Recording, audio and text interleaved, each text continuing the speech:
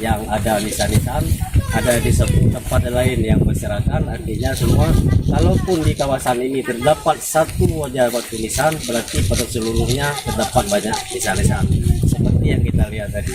Nah, ada yang kita lihat tadi nisan-nisan yang tidak beraturan. Ini disebabkan mungkin karena bencana alam dan sebagainya. Kemudian ada nisan-nisan yang sangat penting, tokoh-tokoh tertentu mungkin yang berada di dalam itu yang sudah tidak teridentifikasi lagi, jadi tidak terbaca lagi. Ini pun ada gangguan alam. Kenapa terjadi ini? Ini adalah bentuk tanggung jawab kita yang tidak dirawat sebagaimana mestinya. Nah, keadaan seperti apa yang kita lihat tadi ini adalah menggambarkan kepada kita semua bahwasanya Kampung Pandi ini memang layak dijadikan sebagai laboratorium lapangan, sebagai budaya dan arkeologi yang terbesar di Asia Tenggara. Mungkin para pensaraf atau dari penanggung jawab dari UTM Kuala Lumpur Malaysia, ini mungkin menjadi suatu lahan penelitian yang harus dikembangkan lebih lanjut. Jadi tidak ada sekarang, hanya sekarang untuk peninjauan lapangan saja. Tapi kemudian di kemudian hari nanti ini adalah menjadi pusat bagi UTM sendiri untuk melakukan penelitian kajian di lapangan yang memang karakter nisannya banyak sekali yang bercorak ragam. Ya, bercorak ragam banyak sekali, ada plak bling, ada bergaya Hindu, ada bergaya Persi, yang semuanya adalah karakter dari ulama-ulama Aceh itu sendiri. Jadi karakter dari ukir, dari corak ragam tulisan itu sangat lengkap didapatkan di Kampung Pandi ini. Jadi ini kita lihat tadi hanya sekilas kita lihat, kita belum turun ke tambak-tambak. Mungkin kalau air surut ini mungkin lebih banyak lagi yang nampak. Jadi ini apa tadi yang kita lihat adalah hasil batu nisannya yang sudah disurvei. Mungkin kalau digali lebih dalam lagi mungkin lebih banyak lagi batu nisan yang dimaksudkan kawasan inti. Inilah yang dilakukan oleh orang-orang Aceh pada masa-masa sekarang, oleh aktivis di Aceh untuk dibebaskan ini menjadi suatu laboratorium destinasi wisata terbesar.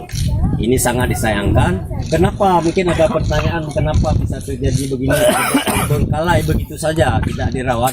Ini persoalan di Aceh sendiri yang hingga hari ini belum selesai. Semenjak kerajaan sampai sekarang belum selesai. Selesai konflik Aceh, selesai dengan konflik dengan Republik Indonesia, kemudian di dalam negeri itu sendiri. Jadi banyak mata rantai yang terputus. Jadi hingga sekarang ini belum tertata dengan rapi. Jadi kita harapkan kepada mungkin lewat adik-adik, tonton dan bicara dari UTM Malaysia, mungkin lewat dari kunjungan ini mungkin ada empati dari pemerintah, antara kedua pemerintah, baik pemerintah kerajaan Malaysia maupun dengan Aceh itu sendiri, melakukan kerjasama untuk pemeliharaan dan penyelamatan dari artefak ini sebagai bukti peradaban Islam terbesar di Asia Tenggara yang terletak di Kampung Pandi ini.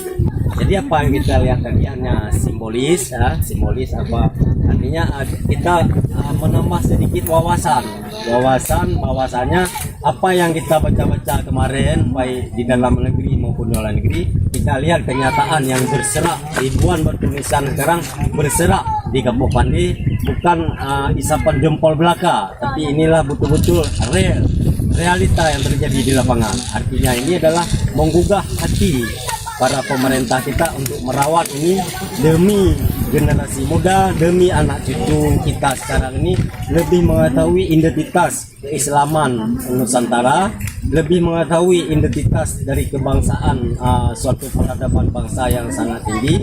Artinya pada umumnya Melayu Islam. Jadi apa yang kita lakukan hari ini itulah yang nampak daripada kita, sehingga kami orang Aceh ini merasa juga malu ya, itu datang tetamu kita dari jauh begini keadaan apa yang ditinggalkan oleh para indatu kerajaan besar Islam yang berada di Kampung Pandi atau Aceh Darussalam. Jadi ini kita maklumi saja. Jadi berhubung Aceh baru 10 tahun ini mengalami seperti ini pasca dari tsunami. Jadi mungkin tahapan-tahapan berikutnya akan datang. Mari kita kerjasama, bukan Aceh saja, karena batu-batu nisan ini apa yang kita dapatkan tadi bukan hanya pemilik Aceh, tapi pemilik kita semua yang berlandaskan Melayu Islam.